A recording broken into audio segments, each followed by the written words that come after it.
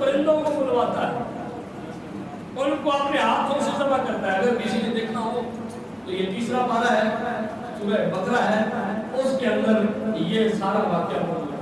حضرت ابراہیم علیہ السلام نے پرندے منگوا کر ان کو ذبح کیا، ذبح کر کے ان کو گوشت بنایا، گوشت بنا کے ان کا قیمہ کیا، ان ساروں کے قیمے کو مکس کیا، مکس کر کے ان کی جو ہے وہ چھوٹی چھوٹی ٹھیلیاں بنائی۔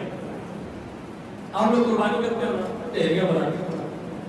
حضرت ابراہیم خلیل اللہ نے مختلف نسل کے، مختلف قبیلوں کے، مختلف خاندانوں کے جانور اکٹھے کیے، اس میں کبوتر بھی ہے، اس میں اور قسم کے جانور بھی ہیں، اور سب کو اکٹھا کیا، ذبح کیا، گوشت نکالا، گوشت کا قیمہ بنایا، سارے کو مکس کیا، اکٹھا کر کے وہ گوشت کا ایک ٹکڑا ایک پہاڑ کی چوٹی پر، دوسرا دوسرے پہاڑ کی چوٹی پر، تیسرا تیسرے پہاڑ کی چوٹی پر، چوتھا چوتھے پہاڑ کی چوٹی پر رکھ دیا۔ اب ابراہیم علیہ السلام نے ان کو بلانا چاہا، اب جسے ابراہیم بلاتے جاتے تھے وہ پرندہ زندہ ہو کے ابراہیم علیہ السلام کی طرف چلتا ہوا، دوڑتا ہوا ابراہیم علیہ السلام کے قدموں میں آ جاتا تھا۔ یہ خلیل کا مقام ہے جو جانور کو ذبح کرے، قیمہ بنائے، پہاڑ کی چوٹی پر رکھے، پھر بلائے، وہ پرندہ دوڑتا ہوا خلیل کے قدموں میں آ جاتا ہے۔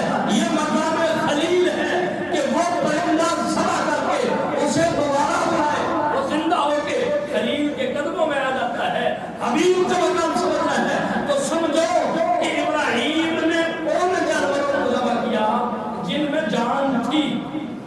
پرندے پہلے زندہ تھے، ان کو ابراہیم علیہ السلام نے ذبح کیا، ان کا قیمہ بنایا، ان کو پہاڑوں کی چوٹیوں پر رکھا، پھر بلایا، وہ جب آئے زندہ ہو گئے تو خلیل نے ان کو زندہ کیا جن میں پہلے جان تھی۔ تو خلیل کے بلانے پر وہ آئے ہیں جو پہلے جان والے تھے، اب حبیب بلا رہا ہے۔ وہ آئے ہیں جن میں پہلے جان نہیں تھی، حبیب نے پتھروں کی طرف اشارہ کیا ہے، پتھر کلمہ کرتے ہیں، حبیب درختوں کی طرف اشارہ کرتے ہیں، درخت زمین چیر کر آمنہ کے لال قدموں میں آتے ہیں، بوسے بھی لیتے ہیں، سلام بھی پیش کرتے ہیں، اور دوبارہ سلام کر کے واپس اسی جگہ پر چلے جاتے ہیں۔